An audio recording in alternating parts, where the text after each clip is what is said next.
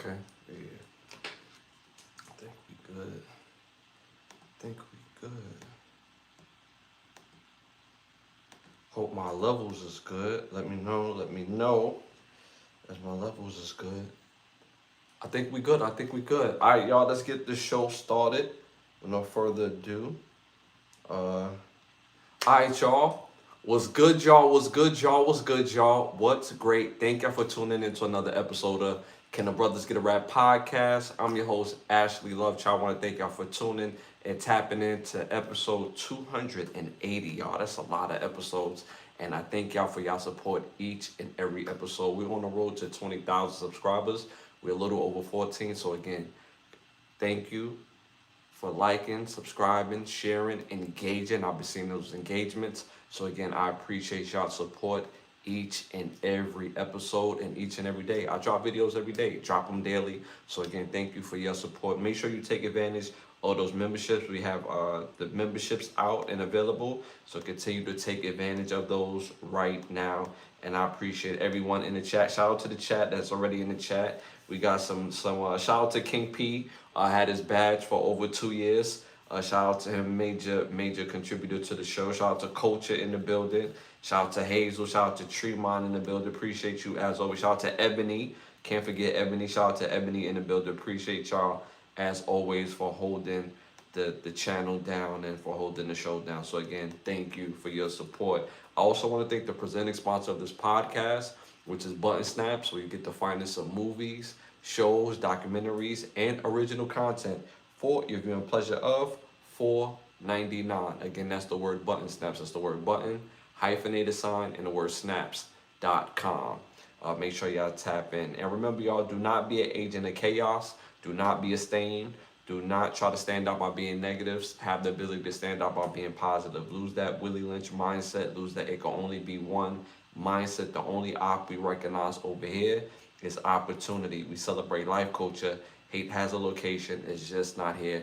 And remember, y'all continue to hit them likes, hit them 100s, and hit them hearts in the chat. It does help with the growth of the show. All right, y'all. Again, I shout out to the chat as well. Who's trying to call me? I'm more live. So again, I'll tap in later. All right, y'all. No further ado. First segment of the night, popular opinions. This segment is brought to you by OUV Records. Make sure you go to Instagram at OUV Records. Stay tuned to the latest music and merchandise. The label motto is create, document, and inspire. So make sure y'all tap into OUV Records on Instagram. And again, stay tuned for the latest music and merchandise. All right, y'all, let's get the show started. You know what I'm saying? That good old Sunday night episode, good energy. All right, y'all, first question of the night. Remember, y'all, these are not my questions. These are the world's questions. So stick to the answers in the questions, all right? All right, first one of the night. Which movie would make the best TV series? Which movie would make the best TV series? Number 1, Carlito's Way. Number 2, A Bronx Tale. Number 3, Goodfellas. Number 4, The Departed. Let me know what y'all think about that in the chat. Again, let me know what y'all think about that in the chat. Again, the question is, which movie would make the best TV series? Number 1, Carlito's Way. Number 2, A Bronx Tale. Number 3, Goodfellas. Number 4, The Departed. Let me know what y'all think about that in the chat. Again, let me know what y'all think about that in the chat. All of these movies are legendary. If you know, you know. These are top tier movies. Everybody know Carlito's Way. Everybody know The Bronx Tale. Everybody know Goodfellas. And everybody know The Departed, right? Great movies, hands down. Acting, the way it's shot. Okay, cool. So imagine those being turned into a series. All of these would actually make for a great series because you could flesh out the characters even more. Or you could do a prequel or whatever happened after that, right? But at the end of the day, me personally, out of all of these movies, I would have to choose Goodfellas because Goodfellas is like an ongoing story that kind of like never dies, and it just has an energy all in itself. So in the chat, I'm seeing different answers in the chat. I'm seeing The Departed in the chat. I'm seeing Goodfellas in the chat. There's some people agreeing with me saying Goodfellas in the chat, but I'm seeing The Departed mainly in the chat. I even Carlito's Way. Carlito's Way, I think, will be a great movie. I can't imagine what the sequel would be like, when Carlito actually passes away, and what his wife and his son would be in the Bahamas, or the prequel leading up to Carlito's Way, or what and how he gained his name in the streets, would make for very entertaining television. I mean, we got all type of entertaining gangsters on TV right now. We got different shows that have that. So I think it kind of go along the lines with today's If You Choose Carlito's Way. But me personally, Goodfellas was such a so I'm missing the word, but it was just such a great movie, and the idea was fleshed out so well that if it was made into a TV series, I think people would just love it even further. I can see why some people pick A Bronx Tale, and I can see why people would pick Carlito's Way. What's the shout out to David in the building. Appreciate you for tapping and hit them likes, hit them 100s. It helps with the growth of the show. But again, the question is, which movie would make the best TV series? Again, the questions was, again, the choices were Carlito's Way, A Bronx Tale, Goodfellas, and The Departed. Me personally, I chose Goodfellas. In the chat, I've seen a mix of answers between Goodfellas and The Departed. The rest of the world, at 43%, mind y'all, 9,000 people voted on this, went with A Bronx Tale at 43%. Again, I'm not mad at that, because you have characters in that movie that's so beloved. But my question is, because one of the most entertaining characters from that movie is easily Sonny, if you go with A Bronx Tale. And once Sonny passes away, like he did, do the story have the same amount of legs? Because his role in not just watching him and being entertaining, but his role in, I believe, Little C life was astronomical. His father was a big, pillar in his life, obviously, but, this gangster mob boss was also a big pillar in his life as well, too. And after he passed away, it's like he gave Little C wings. So how would that movie or that TV show pick up from there if they chose to do it that way? Now, if they did a prequel, obviously, I think the prequel is kind of already set, unless they just going into Sonny background as well, too. So I'm not mad at that, but I'm not mad at people saying it. But it's a great movie. It was well written and it was greatly acted, so I wouldn't be mad at none of these turning into a TV series. Shout out to who's that? Oh, shout out to Ebony. Honestly, The Departed as a series allows you to flesh out Dagnall, Mark Wahlberg, and Captain Cornell much more. The back and forth alone justifies a TV show. Now, definitely that I think this will be a fire TV show. I think if they chose The Departed, if The Departed was a TV show, I think it would be absolute fire.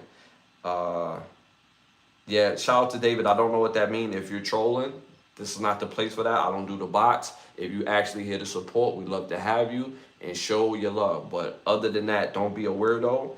This is not the place for that at all. I've never built my channel based on that, so I won't start now. Or I can hook you with some tickets if you really trolling, and those tickets are to the block party. So it's your choice. If you type things that I don't understand, then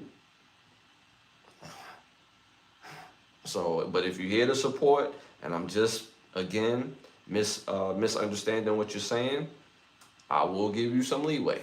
Okay, but shout out to you. Shout out to David.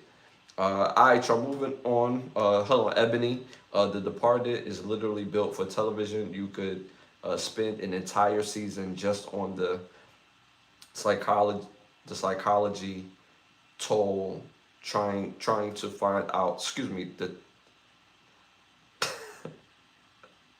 psychological toll, trying to find each other while losing their minds. The Departed, like, for what most people don't understand, The Departed was actually a movie based on Whitey Bulger, and they ended up making the Black Mass about Whitey Bulger, and then they based another movie on Whitey Bulger called The Mystic River. So they've done quite a few movies from different, purviews on Whitey Bulger. And for those who don't know, he was like a real murderous mob boss from the Boston area, and he was well respected, and it was up and shaking. And the movie Departed was based on the older version of himself. Mystic River was based on the younger version of himself, and then the Black Mass, was like him going from like middle age up until like to the super gangster. Like there's been several movies based on Whitey Bulger at different parts of his life. So, and The Departed is one of them. Jack Nicholson did an amazing job. Shout out to my dog Patrick in the building. Appreciate you for tapping in. One of our day ones and one of our mods. So make sure y'all talk to me nice. We already had a few people in here trolling. But shout out to my dog Patrick in the building. Hey Ash, I believe parts of Goodfellas was based on true events. Yes, I've heard the guy actually come out on several different platforms saying that he was the actual guy. He was the actual Ray Liotta's character, where he went into hiding for a long time until basically the organized crime Italian family completely just, they got too old, and people got locked up, and they got basketball years. So yes, but he felt it was safe now to come back out, and so yes, it was based on a true story. So but I think all of these will be great TV series because we got some sort of replication of it on TV, but it don't get no better than these movies, in my opinion. Not too much more of these movies, in my opinion, but these will be fire TV shows. Shout out to y'all. Hit them likes, hit the 100s. It does help with the growth of the show. And this is episode 280. Wow. All right, y'all. Moving on to our next popular opinion question. Dream home scenario. Dream home scenario. Number 1, beachfront. Number 2, city view. Number 3, a riverfront. Number 4, suburban view. Let me know what y'all think about that in the chat. Again, let me know what y'all think about that in the chat. Dream home scenario. I said scenario. Dream home scenery. Dream home scenery. Number 1, beachfront. Number 2, city view. Number 3, riverfront. Number 4, suburban view. Let me know what y'all think about that in the chat. Me personally, I've lived damn near in all of these different type of sceneries, right? The city view, I'm basically born in the city view, being from Brooklyn. You know what I'm saying? Everything in city view is more hood view, but I get the difference between big city view than hood city view, right? Beachfront. I lived near the beach before, and it was a beautiful thing. Living near the beach was a beautiful thing. So I could see how the beach view could really like hypnotize you, because that was a good time as well. Riverfront is the only one I've never had. I've never had a riverfront, or never been, I've never had a home or, a high-rise apartment that had a riverfront. But me personally, out of all of these on this list, I don't mind the city view with the big window overlooking the city. That's basically what I have now, right? So that's really was my dream for a long time. But the only thing I would substitute as far as what I had before was a beachfront, or basically a beachfront. And it was such a great view because all you see is the beach. You know what I'm saying? Like, It was something about the movie Weekend of Bernie's, and when they went to Bernie's beach house, it was like, yo, that's the type of crib I want on the regular. You know what I mean? But there's obviously, when you become an adult, you just don't look at the sexy, right? Like when I was a kid, I wanted a waterbed, and when I got old enough to get a waterbed, I was like, yeah, nah, I'm cool. You know what I'm saying? That looked messy. That looked, you know what I'm saying? It just looked like too much to do. So yeah, I get the point that I'm making. So me personally, on this list, I'm gonna go with City View. I'm going with City View. In the chat, I'm seeing Riverview. I'm seeing 2. I'm seeing 1. So y'all saying beachfront. Y'all saying City View. Y'all saying River. Y'all saying Riverview. Riverfront is highly underrated here. You get the calming water vibes of a beachfront, but the lush green trees, total privacy, and no massive tourist crowds. That is true. That is true. Shout out to you, Pat. With global warming, I'm staying away from any water, beach, or river. And that was like that was one of my things. Cause stuff in Florida, when things be happening, you got to get up out of Dodge. You know what I'm saying? I'm from Brooklyn, New York, and when things will happen, I would get up out of Dodge, and all my friends that lived in the area would be laughing like, "Yo, bro, you leaving? Where you going? Oh, I'm going over here. I'm going over there. Yo, bro, just do this, do that, and hunker down. Like, yo, you ain't catching me with that, B. I ain't, nah. Nah, whatever damage is done, when I come back, I'll deal with it then. But I ain't used to, the twisters and all that. I ain't used to none of that. I'm not used to that. I'll see y'all in about 2 weeks. I'll be all right. Y'all be cool. I'll see y'all then. So that's what I always opt to do when I was living near the riverfront. Well, beachfront, I'll say beachfront. But shout out to y'all in the chat. Hit them likes, hit the 100s. Again, it helps with the growth of the show. They laughing at me in the chat. All right, so in the chat, I'm seeing a mix of answers. I'm seeing beachfront. I'm seeing city view. I'm seeing riverwalk. Nobody said the suburban view. I've also had a suburban view, and that shit is like, it's mundane, bro. It's only beautiful when you got small kids running around, going crazy, going wild. Once they get older, it's like, yeah, this view ain't no real view. So me personally, the suburban view gets old real quick, in my opinion. All right, so 21,000 people voted on this. 37% went with City View. They agree with me. City View. City View is popping. Ain't telling you, ain't nothing like having the big windows overlooking the city. It feels, it's an accomplishing feeling. It really is. It's a good time, and you can see what's going on and stuff like that. The little metropolis type of thing. So, but I think at each stage of your age, you have different wants and things that you want to see. So, different strokes for different folks. So shout out to y'all for that. Agree with me that said City View in the chat. All right, y'all. Moving on to our next segment, our barbershop talk. Our barbershop talk for this episode is no sex after you get flown out. No sex after you get flown out. To me, why is this still a subject matter at all? I don't understand how people are still dealing with this basic principle of when you fly somebody out, you expect some things to happen.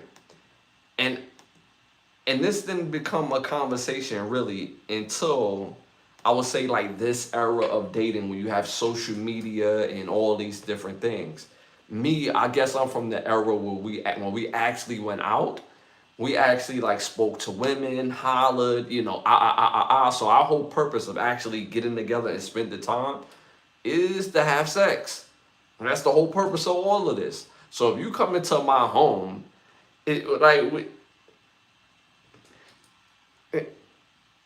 like it's already going down. Like I already know what type of time you on. I already know what type of time I'm on. Obviously, if I come to your home or place, I've been to several different women's homes throughout my upbringing, in my teenage years, my 20s, my 30s.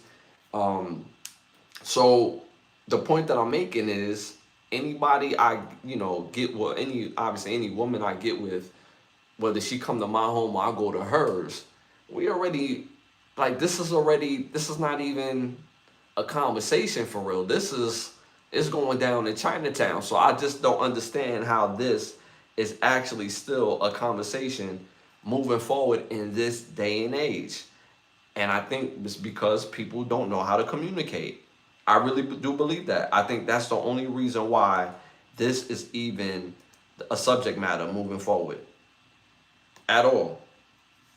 I really do believe that because most people don't know how to communicate. They leave it to social media to speak, to say hello, to keep in contact, to do this, that, and the third. But you get all these mixed messages when you meet somebody up person and personal, is because y'all don't know how to communicate. So this is the only reason why, in my opinion, this is still even a thing in the realms of dating, in my opinion. Shout out to my dog CC Motion in the building. Appreciate you for tapping in. He said, my brother Ashman. Shout out to CC. Always appreciate your support. Hit them likes, hit the 100. You already know CC. It helps with the growth of the show. And you already know how we do. We're about the growth over here. Pause. That sounds kind of crazy, but you get the point that I'm making, right? But going back to my original point, is like, why are we still having conversations whether you're going to be intimate with someone after you done flew them out? Like, why is that still a conversation in this day and age? And mind you, in this day and age, if you go on social media, you can see women so easily now that we wasn't accustomed to before. Like, let's keep it real. Just, you had to imagine, like, a part of being with a woman was imagining what she would look like naked, right? Imagining what it would be to have that moment with her and to, like, yo, when I get in there, I'm going crazy. I'm doing this, I'm doing that. Because she fine, she got this going on, that going on. So a part of that was the allure. But when you go on social media, when you open up that, I don't know if Instagram then changed their settings or whatever the case may be, their updates. But even on Instagram now, you can see everything. You see women up there that we don't know, pictures, videos of them basically taking like a video of the room and it ends up in between their legs, right? You got women that act like they're holding up like something or whatever, like say she's picking up a box and when she lift her shirt up and you just see her nipple, it's like, so it's so easy that we see naked bodies that we don't know who are real women who could be easily accessed, and this is like the new thing. So why is it such a thing when people go to each other's homes, whether you fly her out or you fly to her or whatever the case may be, that people are not connecting when they get together? So I don't understand that obstacle at all, and I think mainly it's because people use social media and they don't know how to communicate. Shout out to the chat. Y'all going in the chat. I love it. I'm spending a flight. He said, I'm spending a flight. Money on the lady. She should know what time it is. I'm with you, Ash. Shout out to my dog, Patrick. That's a fact.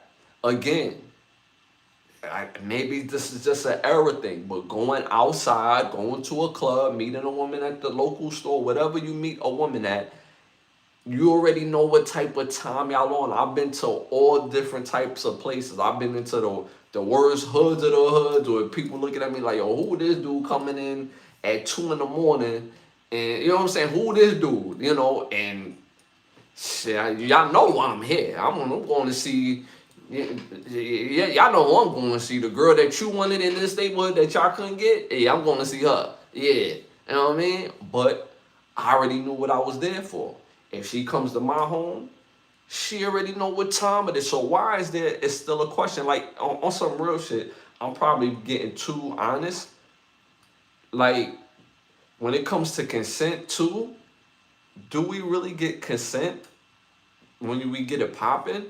Like, and the reason why I bring that up, right?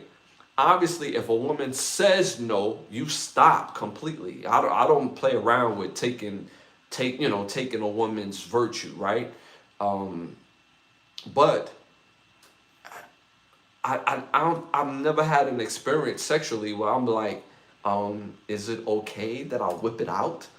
Is it okay that I lick a nipple? Uh, Nah, I've never had that situation because again, any situation that I've had, it always starts off with a touch. No, excuse me, it always starts off with a look, a touch. It may lead to kissing. It may lead to rubbing, and you just flow with yours. You know what I'm saying? And wherever she say stop, that's where you stop. Period. But I've never had a situation where it's like, it's about 11:30, and I think it's about that time. If it's okay with you that I whip my joint out, is that okay? I've never had to do that. Never. And I'm not saying that as a brag, but we gotta understand what is going on in the sense of communication, right? When you touching somebody and they like it, you like it, that's communication. That's consent. Hey, don't stop. Have you ever, fellas, have you ever been in a situation with a woman physically and you decided to slow down or stop? She look at you like you got 8 heads, like, yo, bro, what you doing? Why are you stopping? You killing the motion in here. You need what? Bro, how much more consent you need? You up in me right now. Your fingers is in. You doing something. So when dudes is flying chicks out and chicks get there and they get brand new, you didn't carefully communicate on what the expectation is. And before, the expectation wasn't so like, yo, when you come here, don't be on no bull. Like, you didn't have to say that. Like, you already know she been talking shit. Boy, I can handle you. You don't know what I do. I eat you. What? Oh, I bet. When you come through, keep that same energy. And now when she comes through, whether you flow her out or she come to your home, y'all already know what type of time it is. Like, and you don't even have to rush to the buns nuns because you gonna get there. Just pace yourself. So I just don't understand how we still having the same conversation moving forward. He said, Ash, shout out to Cece. He said, Ash, my father used to tell me past generations were way better at communicating what they wanted, and conversations came easy. Is that true? A shout out to Tom. I almost missed Tom comment as well. Bet your ass grips like, yeah. See, you're a widow, Tom. See, I was trying. I don't know you, Tom, but you know I get people that do support the show. Like, come on, bro, being weird. Damn,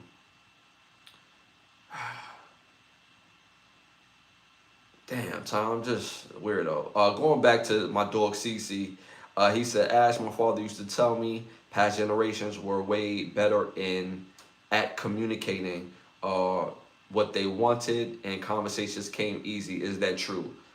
Yes and no, because to have that conversation, a woman had to like you. And as a dude, as a young dude, you had to get over that fear on being rejected. You just have to go for yours. You know what I'm saying? And I ain't gonna hold you. Coming up as a kid, I went for mines because the worst thing a woman could do, and I don't know why I was just so like, I don't give a fuck. The worst thing she could do was say no. She don't know me. So if she looked at me and be like, nah, I'm cool, thank you. All right, cool, have a good night. Because guess what? It's 100 of y'all in here, and somebody gonna say, yeah, work the law of averages. It works. It works. There's always a woman that she saw you already, or all she waiting for you to do is to talk to her. That's how that works. When you go to a party, there's a woman already in the party that I'm like, yo, this dude look good.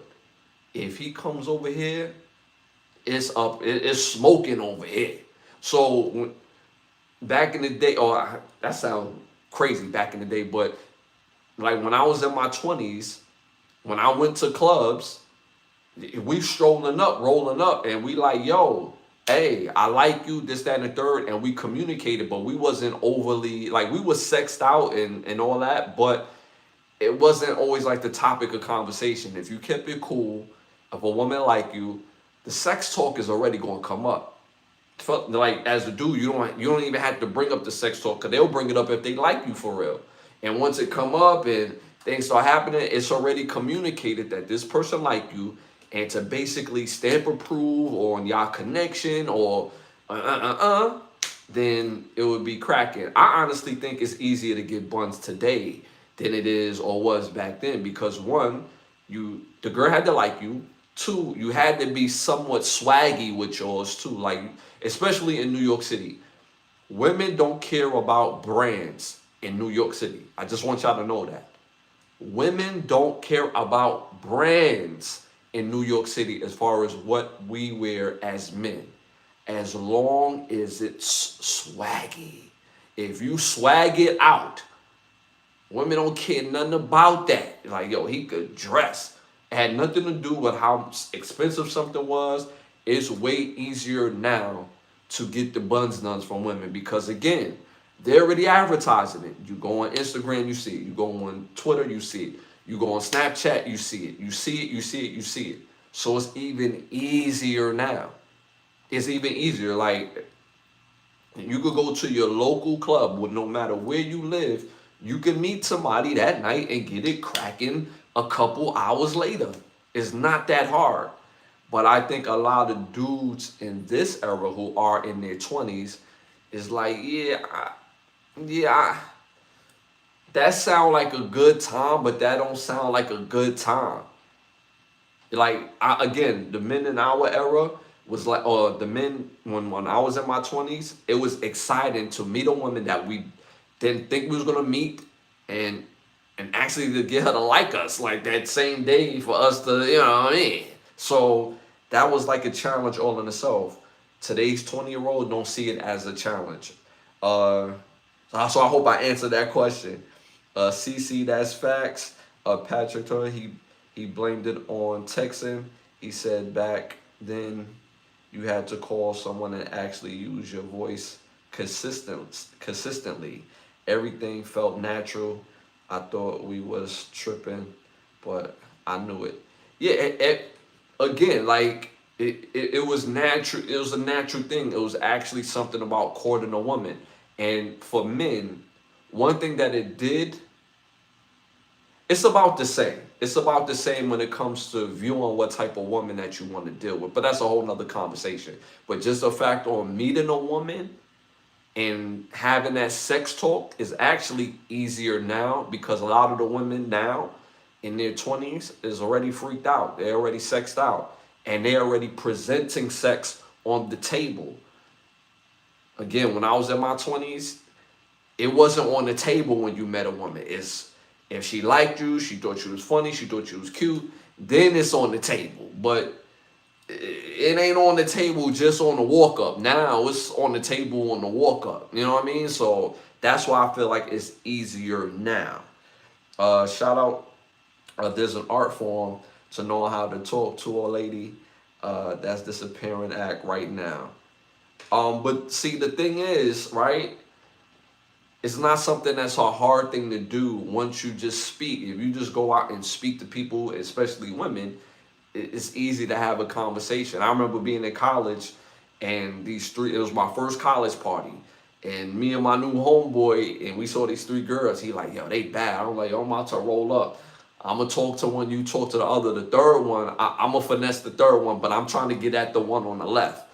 I went over there. He was like, all right, let's go. I go over there. And I started talking, and I roped in the second one like I said I would because I was focused on this one over here. And I'm noticing the third one is like just still lingering. And I look back a little bit from my peripheral. He's still over there with the other homeboy because he's nervous and scared. I'm like, yo, we just set the play. We just said the play was base 44 on 2. What are you still doing back there, bro? And I'm like, damn. He can't roll with me. Like, from then on out, he could play basketball. He was a good, person to play basketball with. But when it came to talking to women, he couldn't roll with me no more. You know what I mean? Like, because we on a mission here. You know what I'm saying? You feel me? So that's how that went down. The worst thing she could do, and I told him afterwards, is she could say no. I said, yo, why you didn't come over there with me? He's like, yo, bro, I ain't gonna hold you. I was nervous. I was scared. They look mad good. Dude, that's the whole point of talking to them, because they look mad good, not to be intimidated. The worst thing she could do is say no. No. Like, that was crazy. Shout out to y'all in the chat. Hit them likes, hit the 100s. It helps with the growth of the show. Ash be like, sweet. I'm trying to say it in the way y'all say it. Ash be like, sweetie, we're 3 hours away from where I was usually handle my business. Would you like some tea and muffins before that? I don't offer no food and no bread and water before to the functions. You know what I'm saying? I need that empty stomach action. You know what I'm saying? Me personally, pause. You know what I mean? Ain't no tea, coffee. You ain't gonna need none of that. You know what I'm saying? It's cool. Just be ready. Just take a nice shower. Be fresh. You know what I mean? You miss 100% of the shots you don't take. LOL. Shout out to Patrick. Again, one of the mods, man. Shout out to my dog Patrick, which is a fact. I don't understand how this is still even a topic where some guys is even afraid to talk, and that women are still flying out with the intentions not to sleep with the dude that they flying out to. And honestly, I just think it's a lack of communication, and dudes basically, not saying what it is before they pull up, or vice versa, or having that understanding. Because again, that's why I go to the point on speaking about consent. And even in my 20s and my 30s, I never got or received consent where I said, hey, it's okay if I touch your back or your nipple or your can I squeeze your butt? Like it's the look, it's the touch, it's what I'm saying. All of that is natural. So I just don't understand how this is still a conversation when we got better technology. It's easier and more ways to communicate, and it still leads for a bigger gap of lack of communication. Shout out to Patrick. Dudes in their 20s today are cornballs. I'm not gonna hold you. One of the scariest moments, or one of my most proud moments ever, is when I dropped my daughter off to college, right? We packed it up, moving day, hey, you know what I'm saying? You off to college, it's gonna be crazy. And I pull up to the campus, and as soon as we get to the campus, it was a baseball team. Young dudes had muscles, and I'm like, oh shit, here we go. Yeah. I'm looking at my daughter, see if she affected by all that, and she wasn't, for real. She's like, whatever. So when we get out the car, and they there to help with the moving, right? They help, people move in, the new students moving in, right? And I'm just like getting a good read. Like, is these dudes savages? Like, when I was in college, I got an innocent face, but so anyway, I'm like, are they savages? And they wasn't. I was like, hey, you picked a good school. I like this school. Like, these dudes right here, they don't look like they on no type of like action. Hey, have a good time. Do you, like, this is the good school for you. Like, I was like for real. Because I was kind of nervous, because I remember being in college and what type of time I was on. I'm looking at the dudes like, yeah, they not on that type of time, so you good. This is a good spot for you, you know what I mean?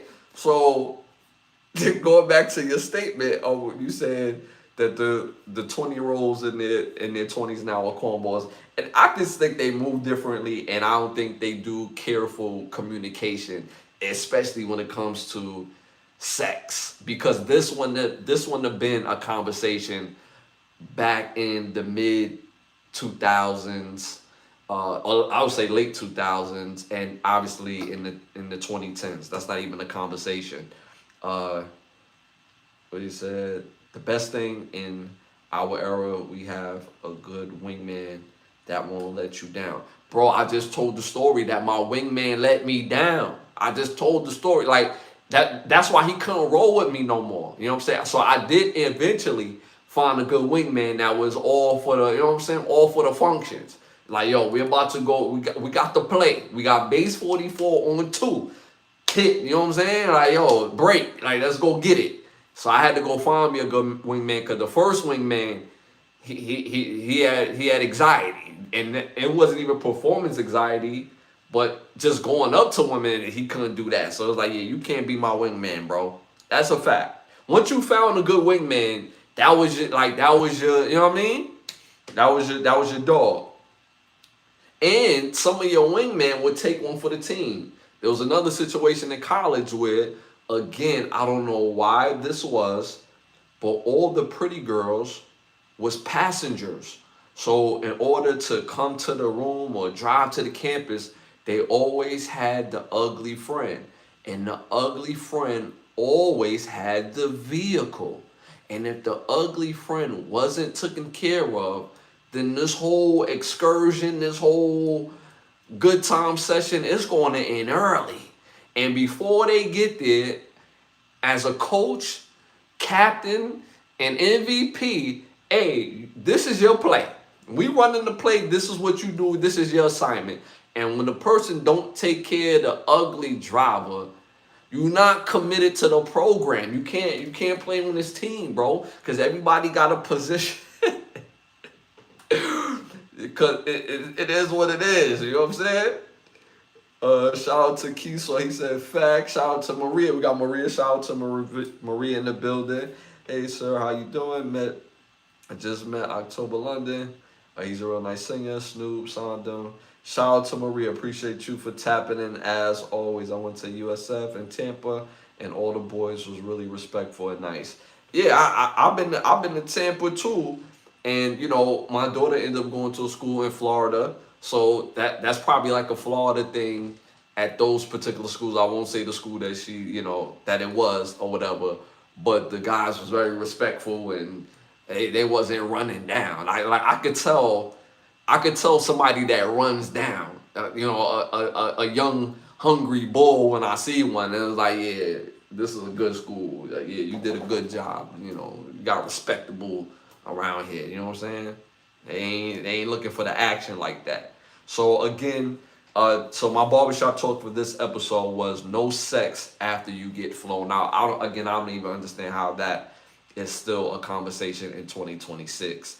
All right, y'all, moving on to our next segment. We got a featured artist tonight that I mentioned, whether they're new or old, whether they're hip-hop, R&B, reggae, it doesn't matter the genre, but they're great artists, whether they're well-known, underground, but I'm just going to give y'all some fire music either way. So my tonight premier artist and my 3 Michael Jackson awards is to the legendary group Tony. If you know, you know. If you don't know, you need to find out. You talk about top tier R&B, Tony. And I'm pretty sure if you never heard of Tony, you heard their music at some point in time. You've heard it somewhere. In a movie, in a commercial, on the radio, at a barbecue. You've heard their music somewhere. You've heard a song somewhere. But they got classics. So make sure y'all put these 3 songs on y'all playlist. My first Michael Jackson award goes to this song, It Never Rains in Southern California. If you know, you know. Fellas, if you put this on while you're having a romantic evening, thank me later.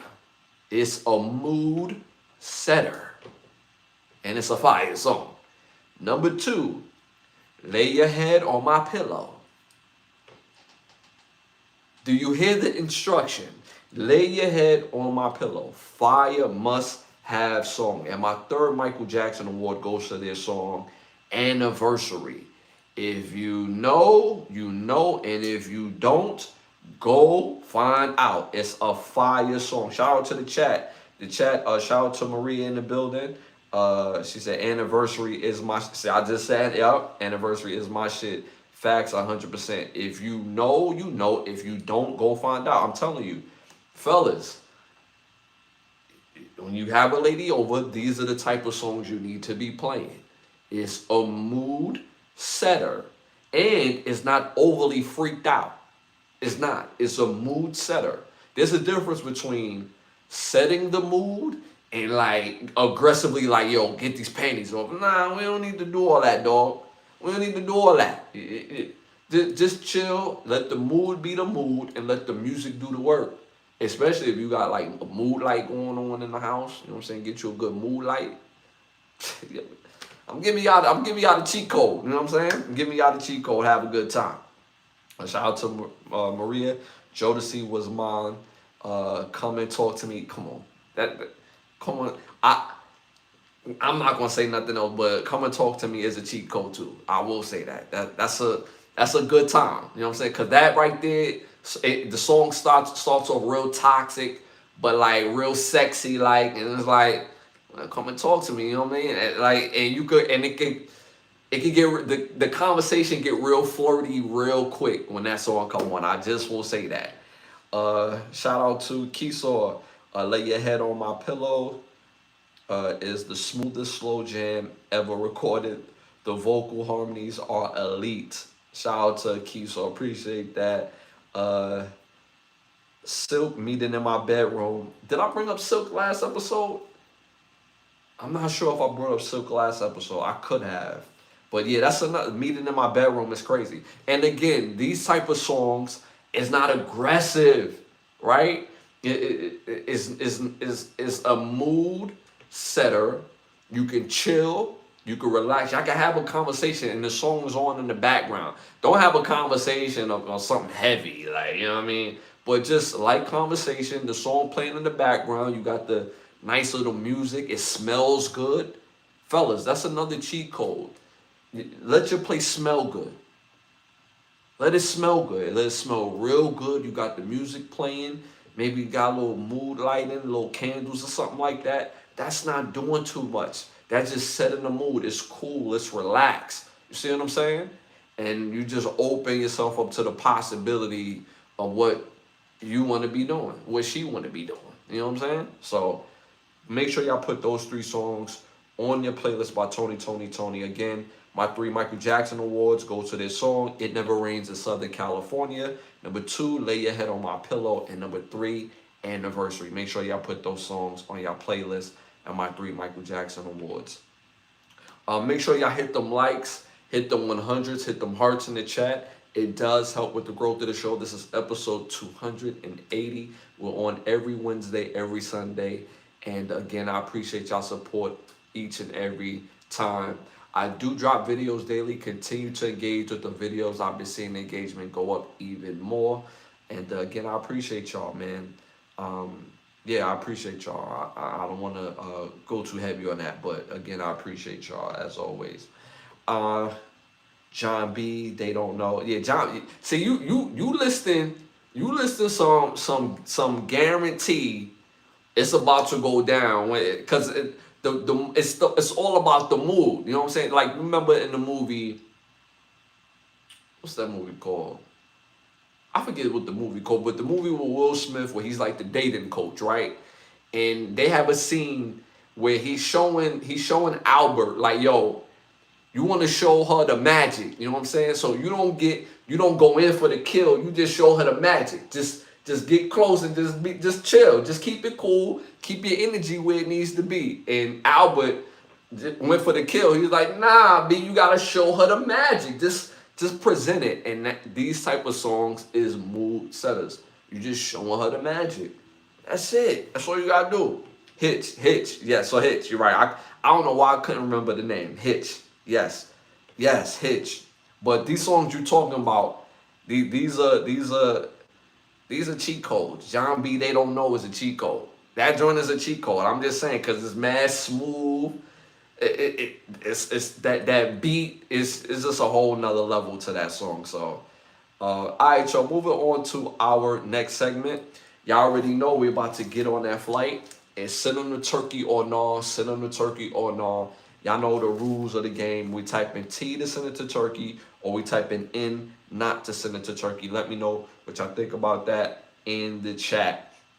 All right, first one of the night.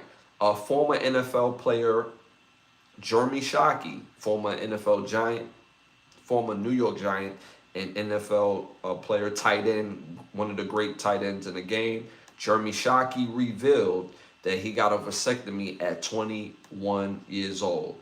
Are we sending him to Turkey for that? You know, for getting a vasectomy at 21 years old. He also then goes on to say that. Well, I should say the reason why he got the vasectomy. He got the vasectomy because he wanted to focus on football, and because, you know, football do attract women. When he, you know, get into some physical action with the ladies, he doesn't have to worry about getting someone pregnant. So let me know what y'all think about that in the chat. Are we sending him to Turkey or not? Type it T to send it to Turkey, or type it N not to send it to Turkey. Shout out to my dog Cece. Ash, how do you combine Hit 'Em Up with R&B, because some of the women like the edge too? Yeah, you The reason why I'm laughing, I just thought about the combination of what Hit 'Em Up and like R&B would sound like, right? And the thing is, like, a lot of women, I won't say a lot, but some of the women in their 20s now, they don't know what these songs is hitting on that we mentioned, that these top tier romantic songs, these top tier songs that are just next level, that set the mood, right? And all, like, imagine, most women in their 20s now, or half of the women in their 20s now, been accustomed to getting cracked to drill music. You see what I'm saying? Like, it's just another side of it. You know what I'm saying? Even some women in their 30s, it's just another side of it. So I don't think it speaks to all women, but you know, I think more so you making a joke about just the idea of it. You know what I'm saying? Cause that do sound crazy. But yeah, you know, shout out. They saying send Jeremy Shockey to Turkey. They saying send him to Turkey. What they say? Not mad at him.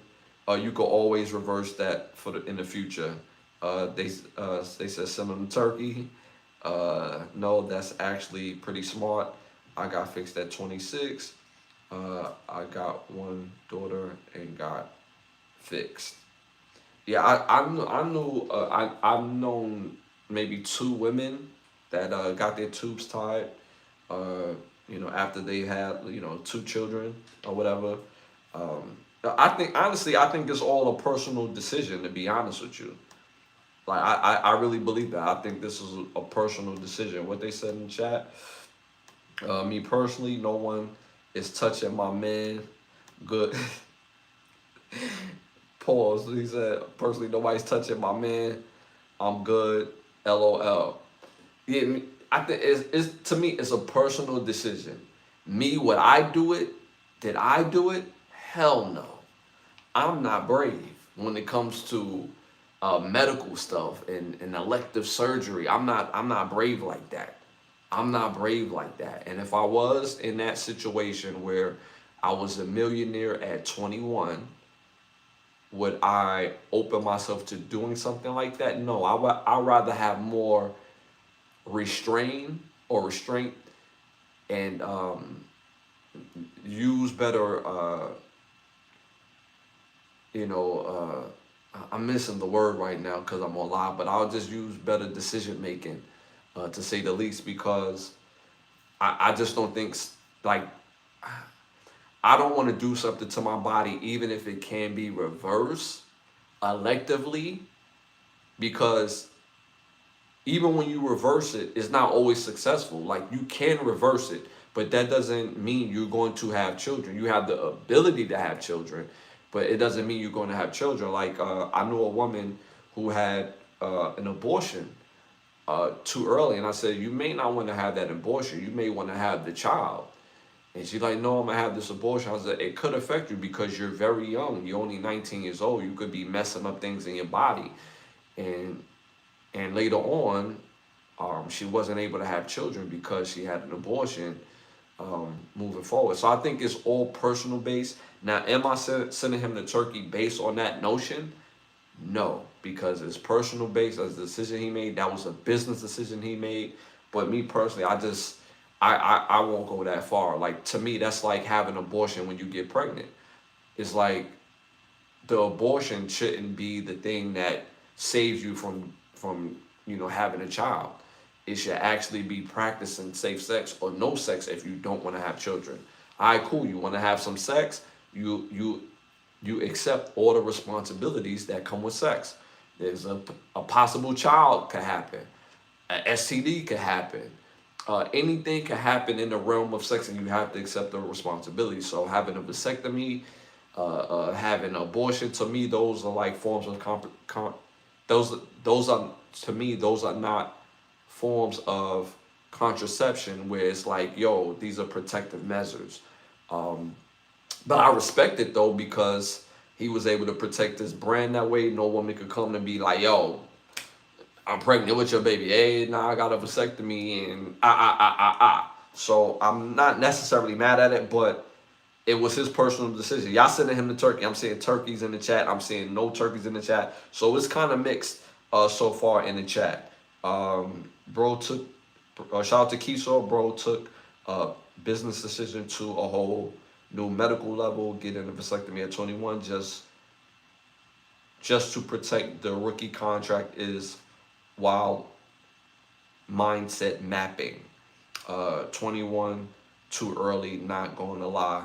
It's a gamble. That's what I'm saying. Like that 21 is a young age to make that kind of decision. And even though it is reversible, but it's not a guarantee. It's not again, and they will tell you that when you get in. Like, all right, cool. We snip these bad boys off. They gone.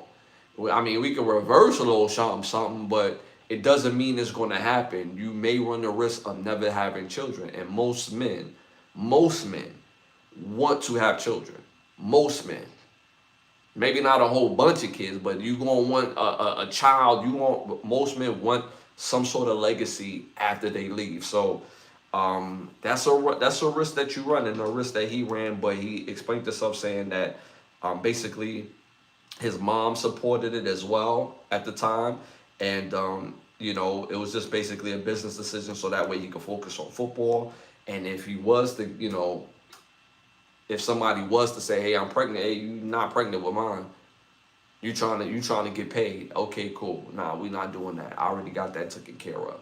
So it is a business decision, but it's bigger than a business decision. It's a lifestyle decision. This is not something where it's a business decision and it's basically a choice where you could choose not to change the trajectory of your life. In most business, when you make a bad business decision, you're a good business decision away from basically recouping on that bad business decision. This is a life decision. This is a decision not to reproduce. 21 is just too early in my opinion, because by the time you get 28, you start seeing life in a completely different way. I know I'm a different man I am today at 42 than I was at 38. I know I was different at 38 than what I was at 33, and so on and so forth.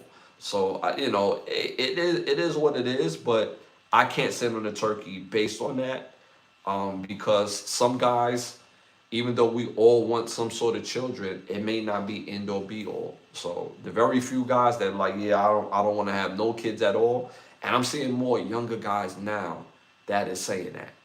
Most of the guys that was 20, when I was 20, we all wanted kids at some point in time, and some of us started out real early. I was leaving high school with one, so so yes, Kiesor, the fact his own mother told him, great decision, save it in the sperm bank, is the most supportive yet hilarious thing I've heard.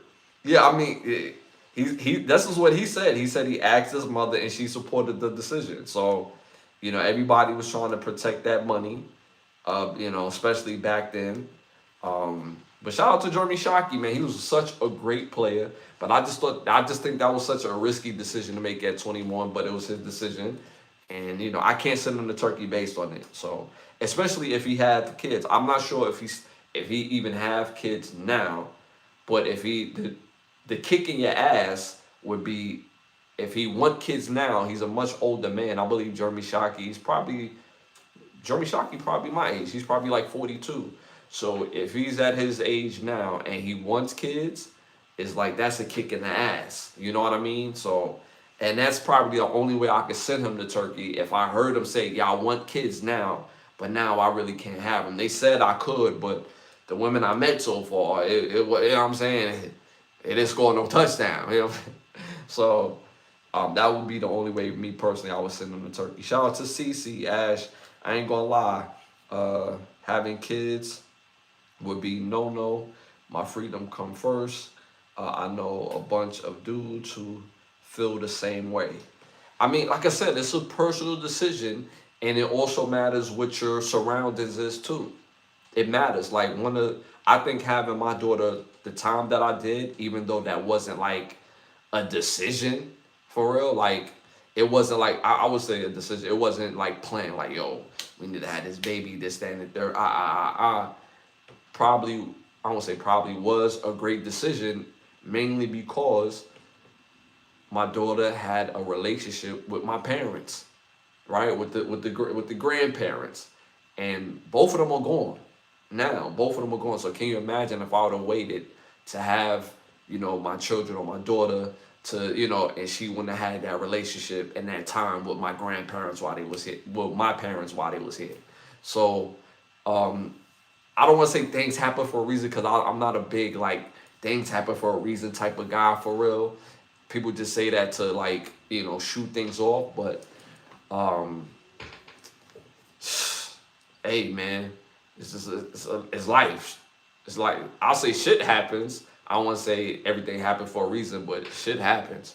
So it is what it is. But I'm glad that before they passed away, they had a real relationship with my daughter. So you know, uh, and then me and having her at a young age too, I had to sacrifice a lot too.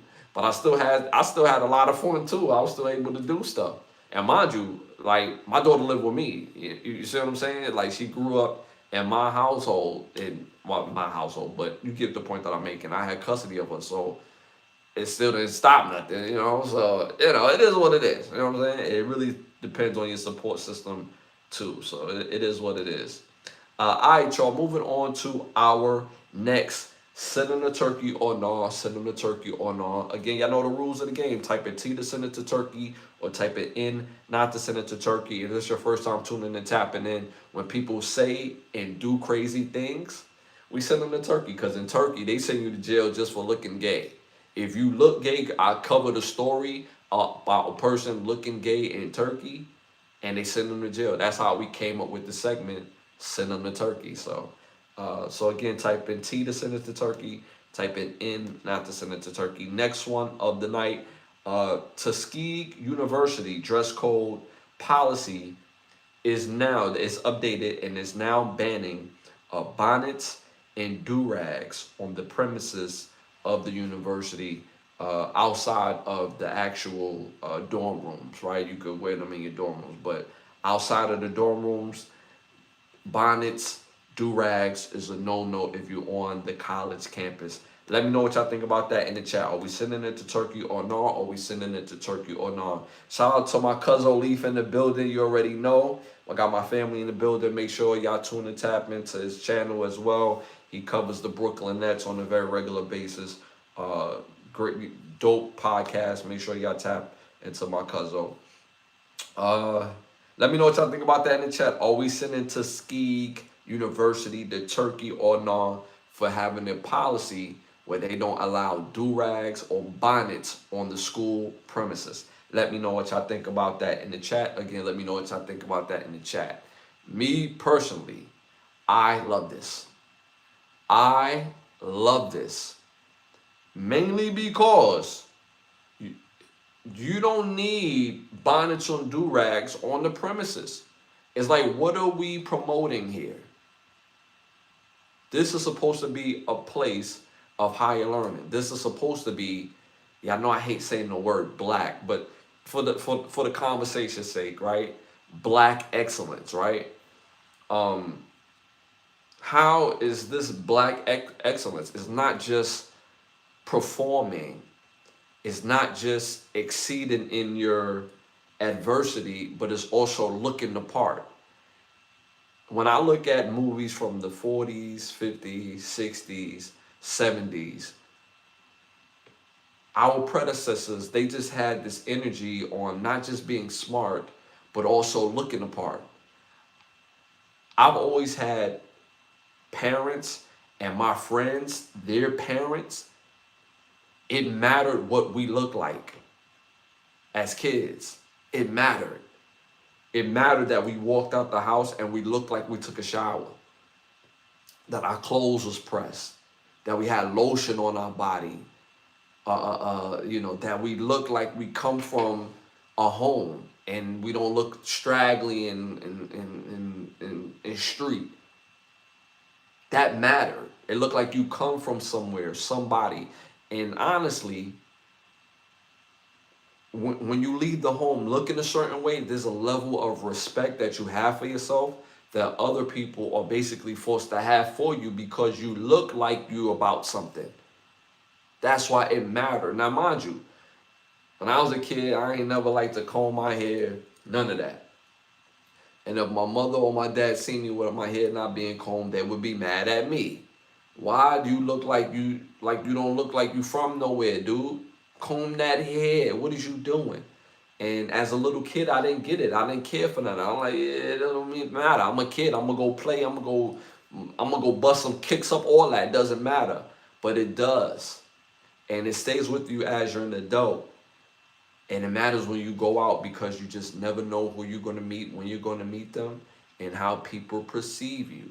If you wear a bum's uniform, if you look homeless, guess what? They're going to treat you as such. I know some people are engulfed in the fashion and they try to do the Kanye thing when he tried to turn homeless wear into high class fashion. Yeah, that's not going to get it, Chief.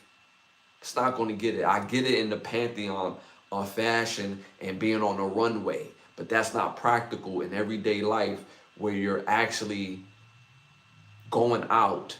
And for people to have that level of respect for you, mind you, people don't know you. Most people don't know you. And what they see is what you bring to the table. So I love this. I love the fact that they made this change in their policy that, yo, you can't be coming out here with no bonnets. You can't be coming out here with no do-rags, because let's keep it real. These are products for the house. Let's keep it real. You don't have enough pride in yourself to fix that before you leave as an adult. Then me personally, once you get to college, you're an adult. I'm not one of those people or them type of parents that it's like, oh, you're still 18, you're still 19, you're still 20, you're still a kid. No, the fuck you're not. No, you're not. You're an adult. When I was 18, I already had my daughter. I was forced to, I wouldn't say forced, I already made a decision to be what I'm supposed to be. It was just now the age matched that now. So the fact that they saying no do-rags, no bonnets on the premises, you're getting ready for the real world. You can't go into no business, a place of business, and for them to take you serious with a do-rag. For them to take you serious with a bonnet. And that's all practice for the real world. My mother worked with the Supreme Court of New York for over 35 years. Right? And within her thing, she was just overly prepared. And she created a program outside of her actual job because she wanted to give back to the community on the young kids actually learning how to work in a business setting. So every summer she had summer kids and teaching them how to dress, teaching them business acumen and what you do in the business space. Obviously, teaching them some of the things or what they would do as far as if they was in court. I'm forgetting the particular term, but in some sort of Department of Courts type of function, but it's still a business set. What to look like, what to say. Even if you go through things on your job, what to do, what is the procedure. You don't go back and forth with the person you at odds with. You go to the person that you need to see to resolve this because you're here to make that money. You're not here to be lifetime friends with this person. It'll be great that you able to work with this person, but at the end of the day, y'all here to do a job. So the fact that Tuskegee University is simply saying, yo, that has no place here in the higher levels of learning. Because let's keep it real. This is the tool that you need to understand what the real world is. And the real world is not that forgiving. Imagine you going into a business setting with a do-rag on. How serious do you expect these people to take you? You going in there with a bonnet. Oh, you know I had to keep my head good. Nah. No.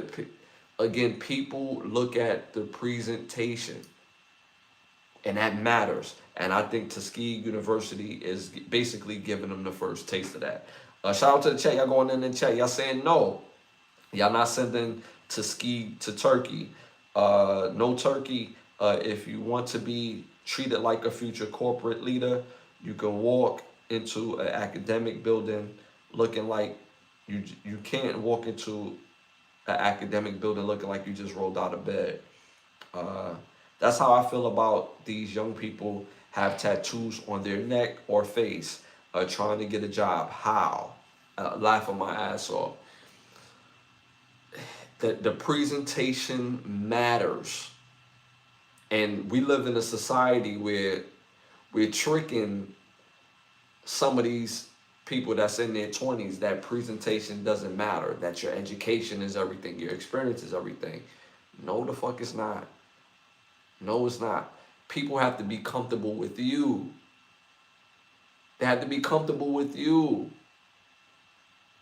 Like, I I watch the NFL, obviously, the NBA, obviously, and people be like, well, you know, they got to give athletes the chance and yada, yada, yada. It's never on the athlete for the owner to like, damn, the owner would never think this about an athlete. I wonder, and I'm just using LeBron James as an example. I wonder if LeBron James is going to like me if I sign him to my team. I don't care about that. No, LeBron James got to make me comfortable for me to sign him, to give him all this money. That's how that works. So when you're on the job in these corporate places, you have to make them comfortable. Not the other way around. They don't care about your... Most people won't even look at your education for real and your experience if the package is not wrapped right. Let's keep it real. When's the last time y'all had a candy bar and the package looked funky? It don't look too delectable, but when you see a good package, when you go to the good store and it's that clean candy bar, you like, give me 2 of those. That looked like it came out fresh out the pack. And in the store, y'all keep it clean in here. But when you go to another store and it's dirty, it look like cigarette butts is all over the place, and you wiping dust off the candy bar, it don't look too appetizing, do it? It's the same candy bar. Presentation matters. The package matters. Pause. So again, I like the fact that they did this. I see nothing wrong with it. Because if you go to your local Walmart, you're gonna see somebody in their bonnet, they do rag. Okay, whatever. Okay, whatever. It is what it is. But in a place of business, yeah, that's never gonna fly. That's never gonna fly in a place of business. And you're asking people to take you serious, you're asking people to make money with you, or you're asking the people to get you a loan or give you a loan. You're asking people to believe in your dream. You're asking people to see you merit based on your education and your experience. Yeah, nah. We lying to the people if they don't think that package and presentation matters. So I'm not sending Tuskegee University to Turkey based on their new dress code policy. I actually like that, and it teaches those young people that, yo, in the real world, you can't pull up like that. It matters what you look like, how you talk, and what you present. Because that's how you get paid. That's how you get paid. People love to get paid in this era. They about their money, right? No, you're not, because you're not doing what it takes to get your money. You're not doing what it takes to get your money. We're not saying that don't have a nice hairstyle. Don't say. We're not saying don't be eccentric. We're saying that you don't wear the bonnet, don't wear the do-rag in a place of business or in a place of a higher education where business exude. Because let's keep it real, when you're in college, that's the first path to business. You just never know who's watching you. Just never know who's watching you. You open yourself to opportunities. And that's how that goes. So I can't send this to Turkey, me personally. Shout out to the chat, y'all. Hit them likes, hit the 100s. It does help with the growth of the show. This is episode 280. That's a lot of episodes. And we continue to grow each and every episode. We're on the road to 20,000 subscribers. We're a little over 14. So continue to like, subscribe, share, hit that all notification bell. Make sure you take advantage of those memberships. And again, I do drop videos daily. All right, y'all, moving on to our next segment. Amen. It's about that time, and you already know what it is. It's time to rap. This segment is brought to you by Button Snap, so you get to find some movies, shows, documentaries, and original content for your viewing pleasure of $4.99. Again, that's Button Snaps. That's the word button, hyphenated sign, and the word snaps.com. First one of the night in Time to Rap. MySpace, yes, MySpace plans to relaunch the platform. I would love to know what y'all think about that in the chat. Again, MySpace plans to relaunch their platform. Again, I would love to know what y'all think about that in the chat. And we're talking about MySpace, yes, the social media giant that was very popular in the early to mid 2000s. I would say all the way to like the late 2000s. Like, I'll say from 2005 to like 2010, MySpace that was just a different time. I'm not gonna lie to you. If you know, you know. MySpace was very popular by the time I got to college, and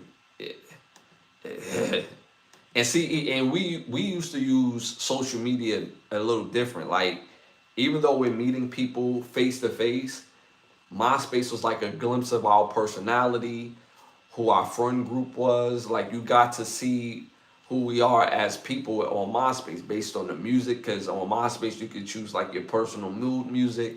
You had pictures of your friends. You had like a top 5 and a top 10, and if you didn't have the right people in your friend group, it could cause beef. There's certain friends.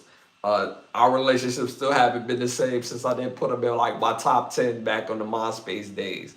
But MySpace is planning to make a comeback and relaunch. Let me know what y'all think about that in the chat. Me personally, I think I love this. I think I love this mainly because we're in 2026. We're in a different time, and we need to change this. We need to change the pace, right? Instagram is cool. You know, you go there, post your pictures, keep it sexy, post videos, and keep it sexy, keep it smooth, right? But some people feel like Instagram is a place where people flex. Whether you're flexing a business, music, whatever that you're doing, they feel like you're flexing. I would say more like mainly people feel like people flex lifestyle-wise. I wouldn't say music. Music is used to promote, right? But definitely lifestyle-wise, what they're driving, where they're living, where they're vacationing at. People feel like Instagram has become a bit contrived, right? When you think of Snapchat is for the sneaky peek, because it's up 24 hours. You see a little something, say a little something, and you get up on out of there, right? X is like Pornhub, like, it's open to any and everything on X. Like, it gets crazy on X. And then you have TikTok. Some very entertaining videos, funny type of things, but TikTok also is another function. MySpace is a function all in itself where people could be personality based on what I remember. I don't know what the relaunch, what they would specify or what their goal would be, but I remember in the heyday of MySpace, it was literally about specifying your personality. So in a place of dating, right? People say, "Yo, here's my Instagram," so you can see what type of time they on, right? But most people profile really be on private, right? MySpace is really the place where you basically stamp approval to pick the person that you already say that you are in the space of dating. So if you're saying, "Hey, yeah, I like, I like kayaking," you go on somebody MySpace, there's a picture of somebody kayaking, and you hear their mood music, and that kind of give you a window to who they are in their personality, right? Or part of their personality. So I like the fact on what old school MySpace used to look like and what it will look like in today's age. Whether it's dating, whether it's getting to know people's personality. I think all of these media platforms is a form of MySpace anyway. Because on MySpace, you had your music, you got pictures. We did sneak. I think at the end we was able to upload videos if I'm not mistaken. But that top friends group used to be beef. Like if you didn't put somebody in that top friends group and they had you in theirs because they look at you like their friend, they looking at you sideways after that. And I'm telling you, there's some friendships that never recovered still to this day because of that. Shout out to my dog fam, one of our day ones in the building, man. Appreciate you for tapping in. Don't forget to hit them likes, hit the 100s, fam. It does help with the growth of the show. He said MySpace. No, Patrick said MySpace was original, and Tom was everyone's friend. Oh, Tom, yes, Tom, yes, Tom was. I hated Tom's picture because Tom's picture was always like this or whatever, and he was everybody's friend. But I get it though. Like, yo, we all got friends in the world. Tom is gonna be your friend. You know what I'm saying? Somebody said who had the most friends on Facebook, and it was obviously Tom, because Tom was everybody's friend. What Keesaw said? Keesaw, the return of the top 8 is gonna cause absolute chaos in the friend groups. That's what I'm saying. Like, if you was in somebody's friend group and they wasn't in yours, like, something gotta be done. Cause remember when MySpace first came out, it was like the top 4, then the top 5, then the top 10, then the top 16. Then it became like, yo, just customize how many people y'all want in your top friends group.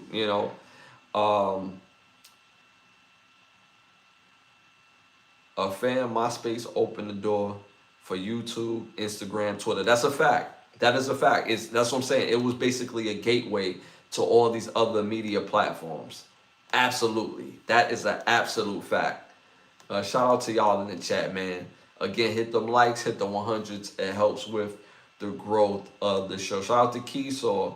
He said people are completely burnt out on doom scrolling and forced feeds that simple chronological timeline. Yeah, I mean, at the end of the day, I think this will be great in a new space of social media, in a new space in 2026.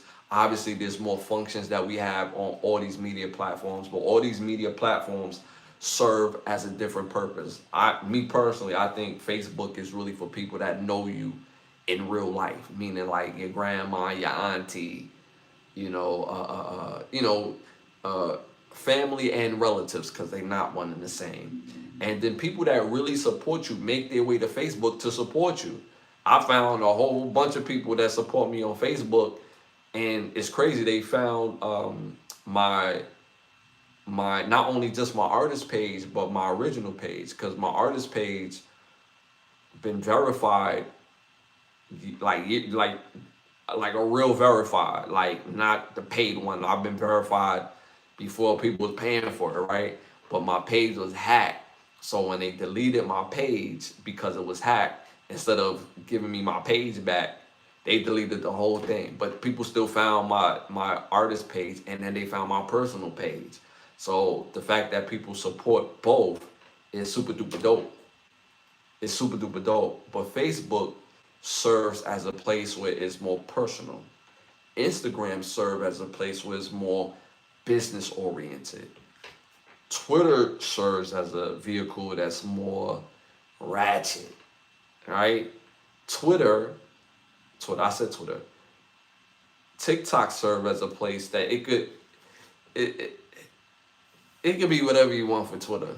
It's really like entertainment because Twitter's damn near like TV. Like you doom scrolling, you're gonna find something that's gonna grab your attention, right? So I think all of these social media platforms serve as a different purpose.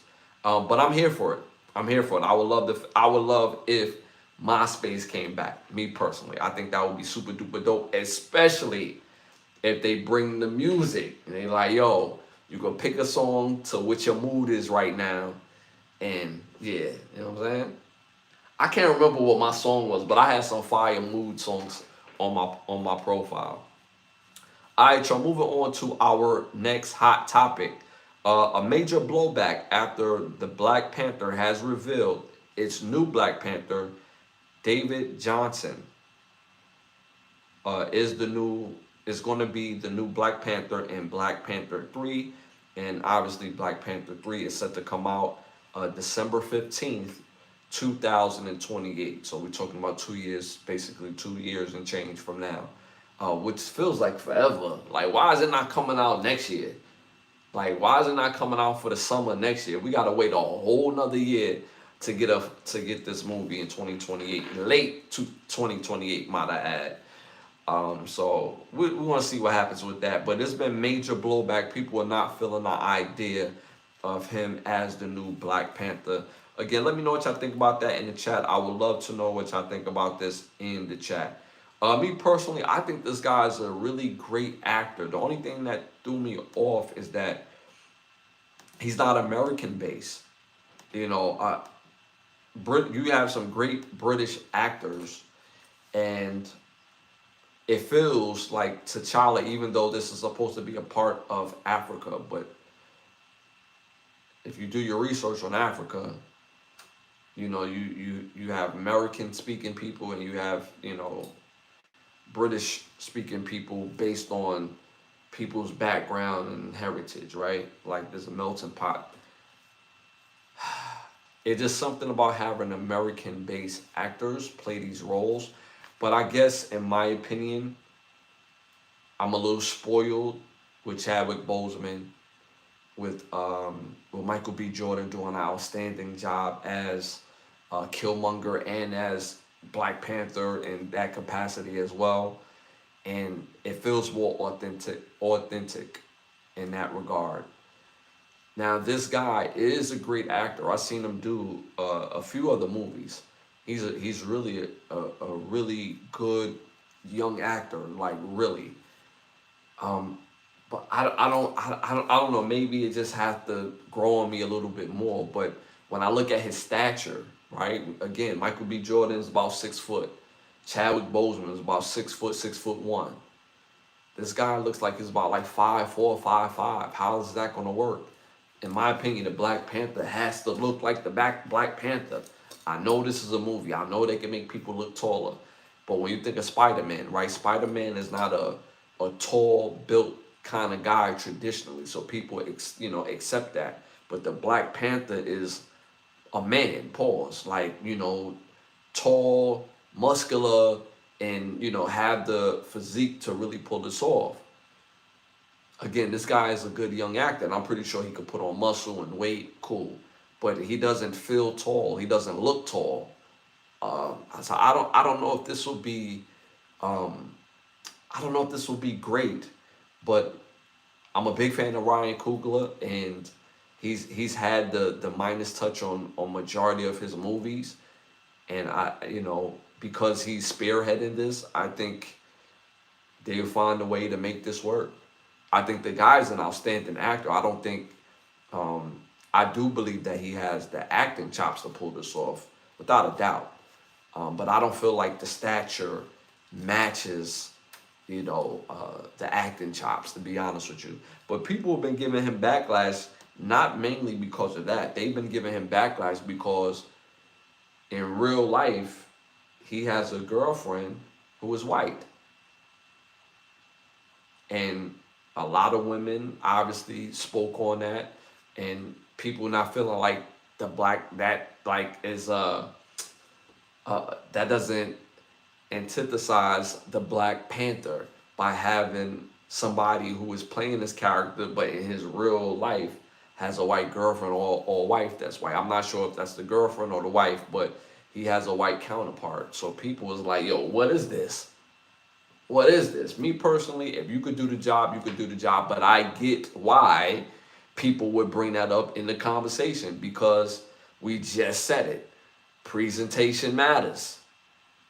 So how can we believe in this character if in his real life that's not what it is? But again, people say this is make believe, this is acting. This is not about his real life. This is about the acting. This is about the Black Panther. Obviously, in real life, he's not the Black Panther. But people are taking it as such. So I get both sides of it. You know, again, my thing I just mentioned was the fact that he's not American born. I think that matters more so than anything because of where it's taking place. So we're going to see. Again, Ryan Coogler, he's been amazing at picking the right actors for the right roles, and he hasn't missed. And he's always made it work. So, you know, again, we're going to see. We're going to see, but I hope this is going to be great. Maybe the height has to do with his age, because he is the new Black Panther. He's the new Toussaint. They aging up the character, obviously.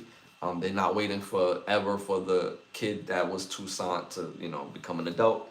So, you know, they're aging the character up, and maybe that could be a thing too, where he's going to be like 19 or a teenager, where the height won't be an issue. So, who knows? Like I said, we have to wait and see, but a lot of people have been giving it blowback because in real life, David Johnson, I hope I'm saying his name right, or David Johansen, is dating or married to a white woman in real life. So I just found that very interesting that most people had the blowback because of that in particular.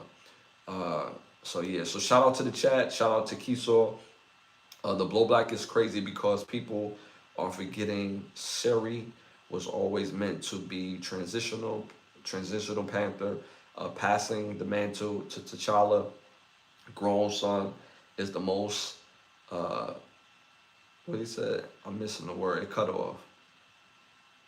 Okay, so it's the most comic, accurate way forward.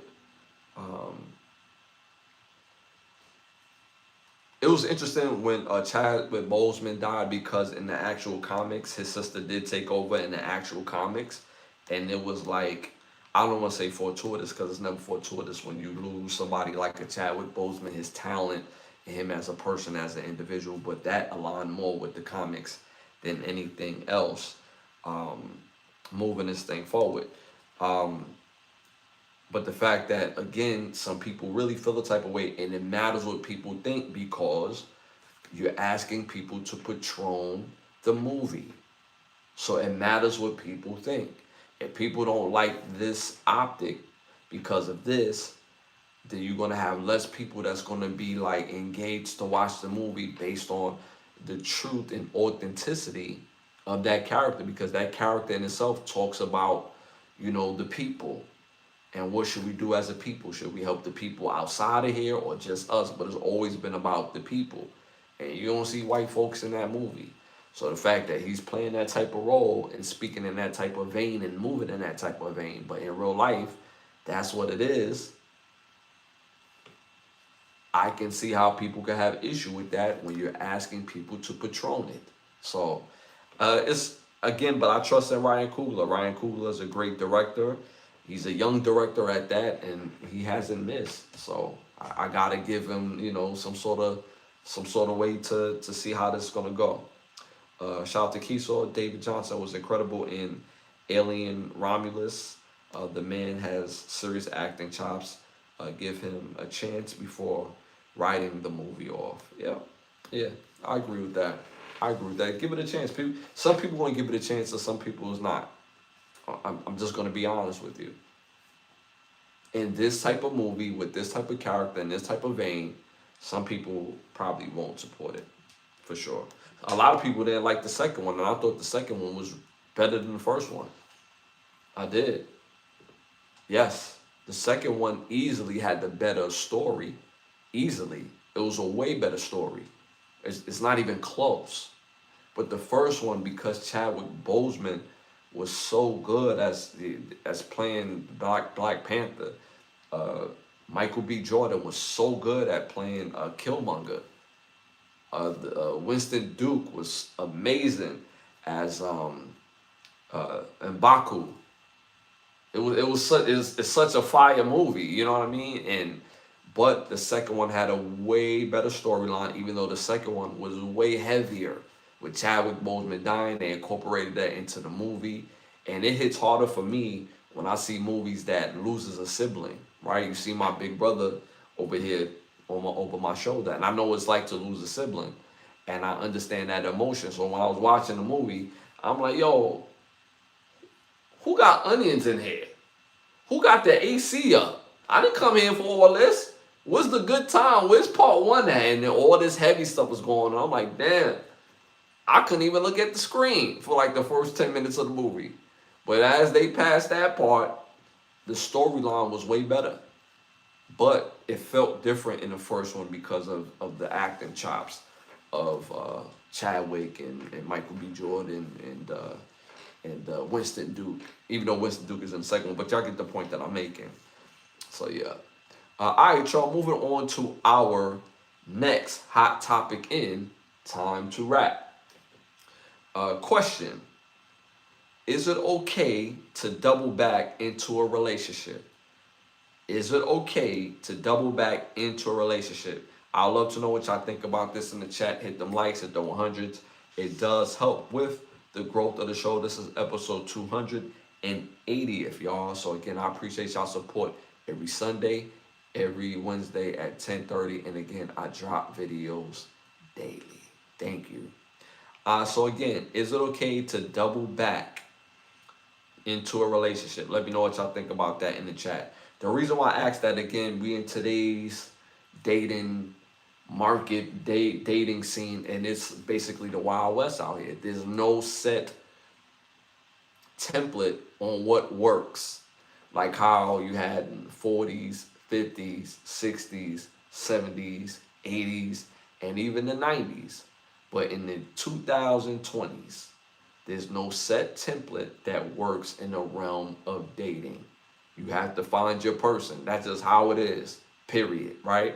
So is it okay to double back into a relationship? Again, I would love to know what y'all think about that in the chat. Me personally,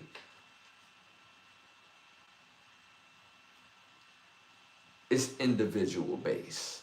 It's individual based because you don't know what you don't know. And what do that mean?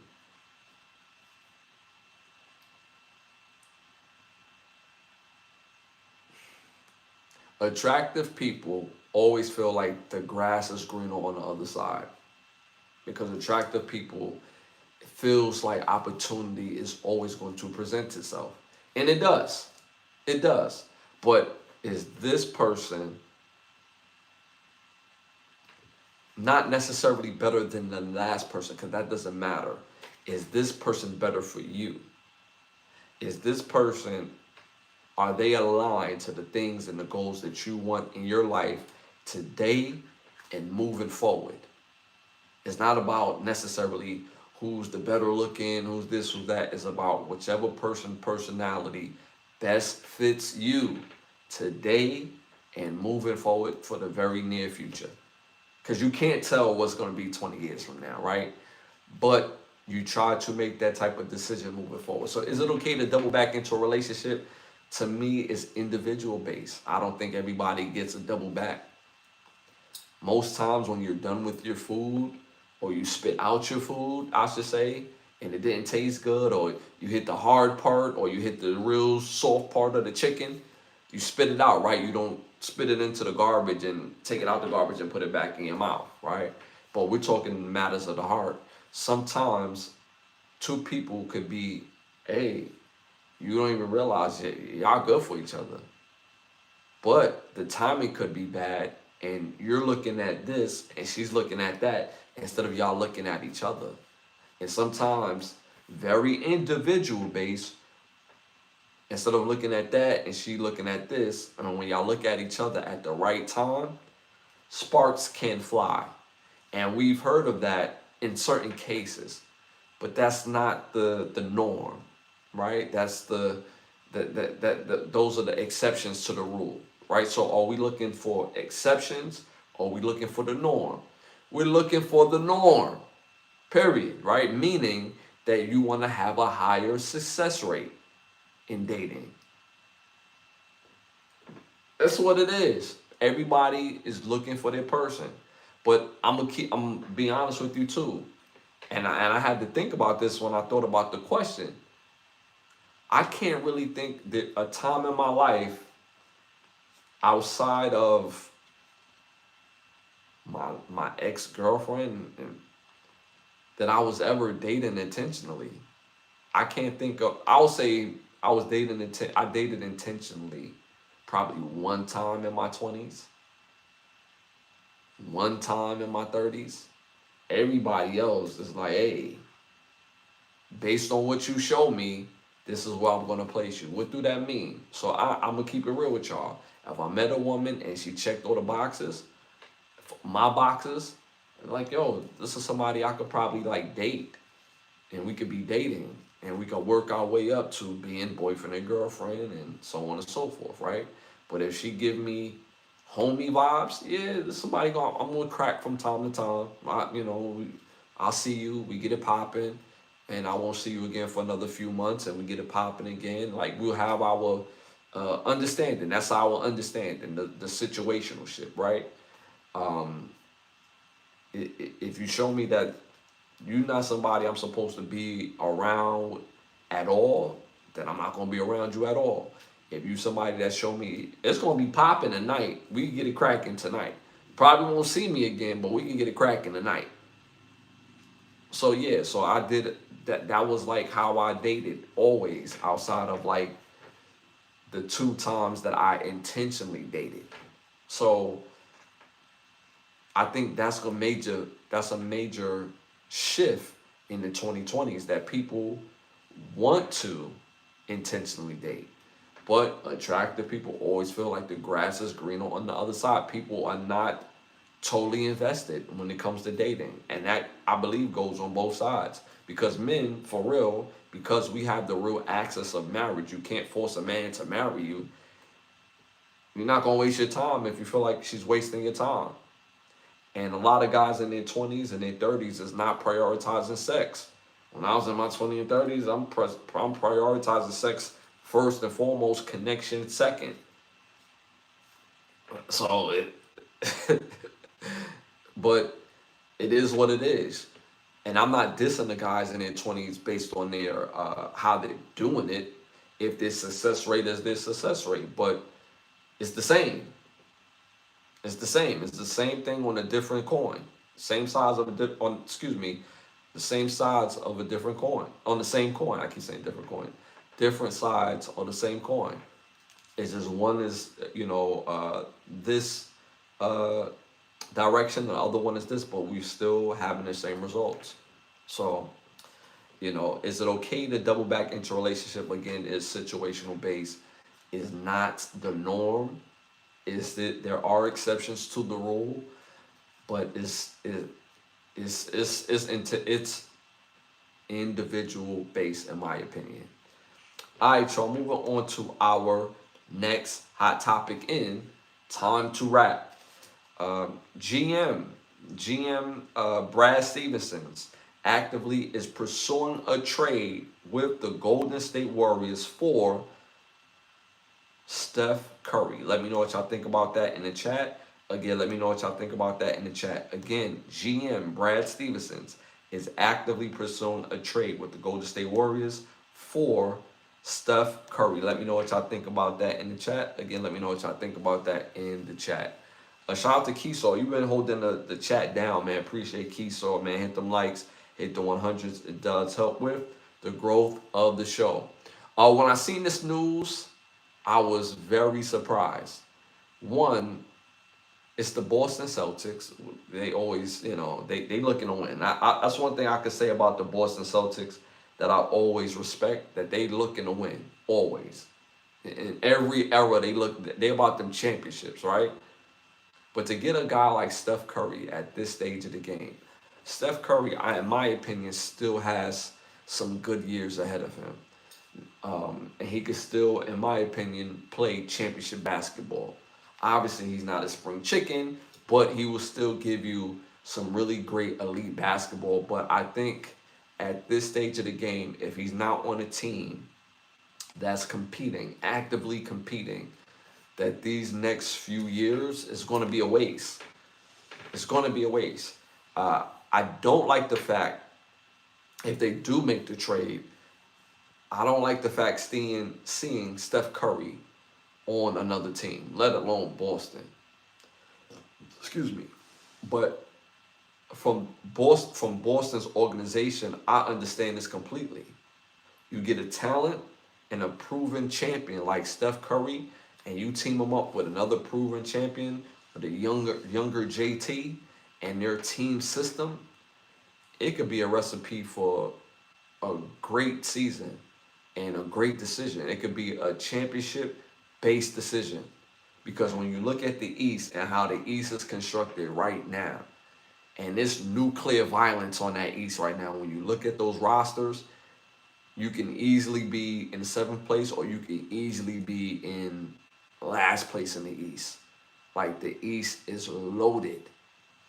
So to get a guy like Steph Curry with the Boston Celtics, and from what I've heard, the package that has been offered so far, Paul George, some picks, and another named player that's not necessarily a star player, is more like a rotational piece. But in this trade, you don't give up a guy like Pritchard. You don't give up a guy like, what's the 2 guard with no hair? I can't think of his name right now. But he's a really good player, a guy from the Spurs. I can't think of his name. Damn, my bad. It's mad. I'm tight that I can't think of his name. And then, of course, you keep JT. They got Mitchell over there, Mitchell Robinson. So if you're able to keep that team and add Steph to it, man, that team could be really, really good and a real viable threat in the East. But I just don't like seeing great players such as Steph Curry having to go to another team after he done been with this team his entire career to even compete. That's one of the things I loved about Reggie Miller. Reggie Miller was always a pacer. Always. He didn't have to leave to go to any other team to compete. And mind you, there's probably other teams that was more set up for Reggie Miller to come to and them to win. But he like, nah, the Pacers is my team. This is my team. And we need to do what it takes for us to get better. And honestly, the Pacers did do that. They brought in, Tim Hardaway. They brought in Ron Artest, Jermaine O'Neal, and those guys was nice. They brought in Steven Jackson, and at that time, that particular team, before the Malice of the Palace, and that year, they was making a serious run. Mind you, before those guys pull up, the Pacers was always coming up just a little bit short. And that was the year that, honestly, they was going to make a serious run. But that whole Malice of the Palace really ruined the franchise moving forward. And mind you, Reggie Miller was on his way out at that time. So they missed out on those key years.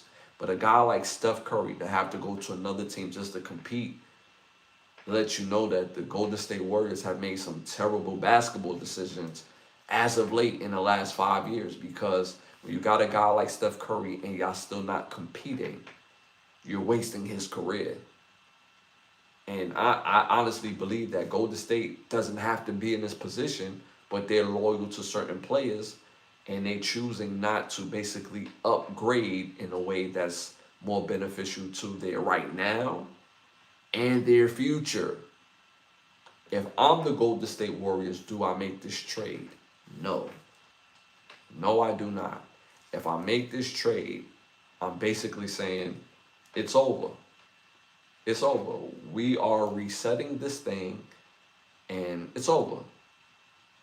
And let's keep it real.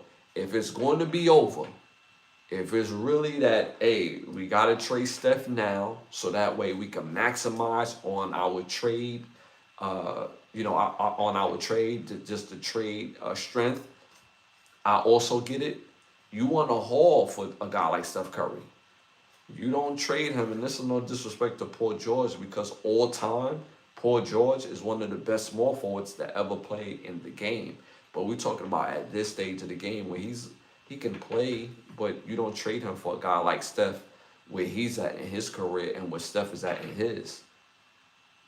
So if you're going to trade Steph Curry, your franchise player, the best player in your franchise history, you want a haul for him. If I'm determined or Boston is determined to make this trade, we can't have a conversation that don't start off with Pritchard. That's where the conversation starts. Then you add a guy like Paul George, then the picks, and then I may like this play over here. Because it's going to be a haul. It's over.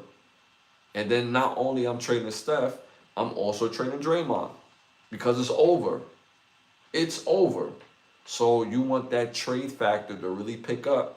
And if it's going to be that, you got to go all the way in. You got a young talent like Yaxel Lundenborg. I think he's going to be fantastic. Shout out to my Michigan Wolverines. And you pair him up. Jimmy Butler, he's another all-time. I think he'll be an all-time great player. But Jimmy Butler at this stage of the game, he's been hurt. And he won't be back probably until February. The season is basically over by that time, in my opinion.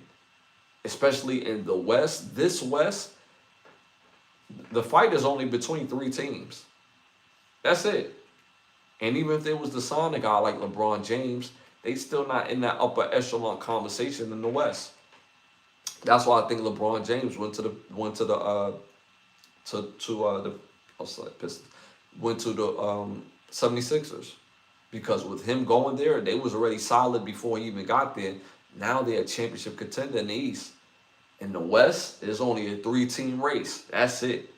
And if you'd have went to Golden State, they would have been a part of that second pack of teams where you got the Lakers, the Nuggets, and then Golden State if he would have signed there. Utah is an up-and-coming team if they're able to basically sustain their development.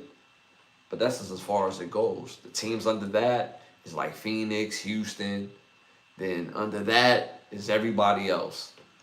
But in the East, yeah. So if they do make this trade for Steph Curry, I'm expecting to hear Hall. I'm expecting to hear a slew of draft picks. I'm expecting to hear somebody other than Paul George. Paul George is added, and I'm talking about a better player. At this point in time, okay, you offer Paul George, but you got to add Pritchard to that. Now, if he doesn't go to the Celtics, would it be interesting to see Steph Curry end up with another team? Yeah, it would. I don't like it, but again, if you're going to trade him, you want a haul.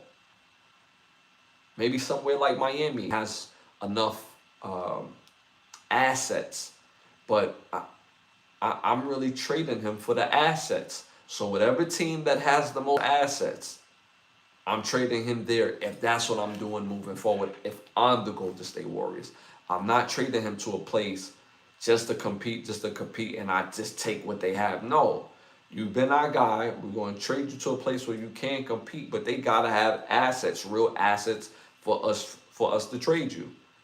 Because other than that, we don't have to trade you. You'll go down as the best Golden State Warrior ever that played his whole entire career in one place. But it will be interesting to see a guy like Steph Curry end up with the Miami Heat. When you look at their roster and what they could possibly do and position themselves, if they bring in a guy like Steph Curry, obviously Boston, I think that would be outstanding as far as team success. But when you talk about lifestyle, fit, and what the team looks like, I could definitely see Miami as well. I wouldn't be surprised if a team like Toronto made a play for a guy like Steph Curry, because if you able to get a guy like Kawhi, if that trade upholds and now you get Curry there, then the East gets even crazier. And Toronto was solid without Kawhi, and now you add in Kawhi, now you talk about upper echelon playoff runs if he's healthy. So this is going to get real interesting in the fact that Steph Curry is actually in real trade conversations. I haven't heard his name in real trade conversations ever. So this is going to be interesting moving forward. Shout out to Keyshaw. Hit them likes, hit the 100s. It definitely helped with the growth of the show. Shout out to, he said, Brad Stevens trading Jaylen Brown to Philly for Paul George, and now he's trying to flip a 36-year-old point guard and Sam Hauser for Steph Curry. Yeah, I don't see this is the NBA. This is the NBA. The NBA in real life make trades that wouldn't go through on 2K. The NBA in real life make trades that they wouldn't make in 2K. You ever try to trade on 2K? The GM is not having it. He like, yo, this guy is too important to our team and to our future. Yeah, you got to ask for a different player. But in the real life, they would trade that player. Before we saw Luka get traded, you would think Dallas would have never traded Luka for anybody else. Or nothing. We're not trading Luka. But in real life, I'm being nice when I say this, but they traded him for Anthony Davis, and Anthony Davis is an all-time great, one of the best power forwards ever. But you don't trade a guy like Luka for a guy like Anthony Davis, where he was at his place in his career, where it's a guy who is great, but he's been hurt. He's always hurt. When he gets to Dallas, he looked good for about 10 games, and then what? Got hurt. You don't trade a guy like that for a guy like Luka. So 2K, the NBA make trades that 2K wouldn't make. So, all right, y'all. Moving on to our next segment, y'all. Our Keep the Lie Live segment. So my Keep the Lie Live for this episode is this. Only people that care about you hear you when you're quiet. Again, my Keep the Lie Live is that the only people that care about you is the people that can hear you when you're quiet. And the reason why that's so important is because those type of people care about your silence, right? I'm very big on accountability, right? Controlling your own narrative, controlling what you do as a person and as an individual. But it matters when people do care about you. It matters when people view your opinion and hold you in high esteem, right? They always say check on your strong friends, right? The strong friends that's always there for you. You got to check on them too, right? So it's funny about this saying that only people that care about you hear you when you're quiet. Now that saying is not limited to people that care about you and is choosing to basically not communicate on a regular basis. People could care about you from afar and still hear you when you're quiet. They just not going to say it. But doesn't mean they don't care about you. But obviously there's people that are around you, speak to you every day. When you're quiet, they don't inquire. They don't need to because they don't care. It is what it is. And some people have like this mentality where if somebody don't care about me, why would I care about them? I always found it interesting about my mom that she always had love for people That's like, yo, who is this person? Who that person? Like my mother would have like Christmas parties every year, and I'm like, yo, who are these people? And I was like, oh, that's such and such from my job, or that's such and such from here, and such from there, or whatever. And my mother just had such a big heart where she just cared about people and how they move and how they vibe, that in return they cared about her. So can you imagine if you had the mentality, if nobody cared about me, I'm not going to care about them. And sometimes you create that space for yourself just by caring about others. So that's my Keep the Lie Alive for this episode. I appreciate y'all for tuning and tapping in. Y'all been absolutely amazing. I'm on every Wednesday, every Sunday at 10:30. This is the Can the Brothers Get a Rap podcast. I am Ashley Lovechild, episode 280. Again, I drop videos daily. Continue to like, subscribe, share, hit that all notification bell. It does help with the growth of the show. Shout out to Keesaw, man. Appreciate you as always. And everybody else in the chat that was super engaging in the chat, man. Y'all been absolutely amazing. Again, I want to thank the presenting sponsor of this podcast, which is Button Snaps.